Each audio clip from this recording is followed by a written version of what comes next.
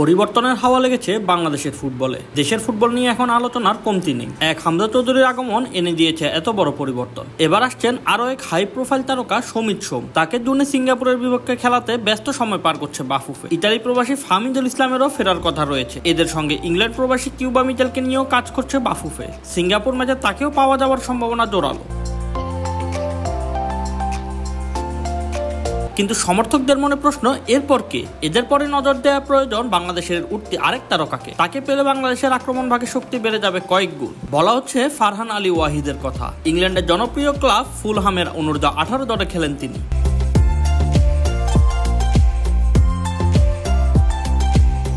চলতি মৌসুমে এখন পর্যন্ত অনূর্ধ্ব-18 প্রিমিয়ার লিগ এবং ইউথ এফএ কাপে 17 ম্যাচ খেলে 7 গোল ও 3 অ্যাসিস্ট করেছেন ফারহান। অনূর্ধ্ব-21 দলের স্কোয়াডেও জায়গা পেয়েছিলেন তিনি, তবে মাঠে নামার সুযোগ হয়নি। এর আগে চেলসির একাডেমিতে বেড়ে ওঠা ফারহান 12 বছর বয়সে যোগ দেন ফুলহামের একাডেমিতে। মাঝে ইংল্যান্ডের অনূর্ধ্ব-15 দলেও জায়গা করে নিয়েছিলেন এই তরুণ তারকা।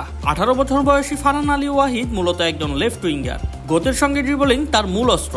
1v1 পরিস্থিতিতে প্রতিপক্ষকে পরাস্ত করে বল নিয়ে বেরিয়ে যেতে বেশ সিদ্ধহস্ত তিনি। একই সঙ্গে গোলের সুযোগ তৈরি এবং ফিনিশিং এর দিক দিয়েও বেশ শক্তিশালী। ইংলিশ ফুটবলে তাকে অন্যতম প্রতিভাবান ফুটবলার হিসেবে বিবেচনা করা হচ্ছে। এখন পর্যন্ত ফুলহাম অনূর্ধ্ব-18 দলের হয়ে 42 ম্যাচ খেলে 12 গোল এবং 6 অ্যাসিস্ট করেছেন ফারহান। খুব শীঘ্রই হয়তো ক্লাবটির অনূর্ধ্ব-21 দলে অভিষেক হবে তার।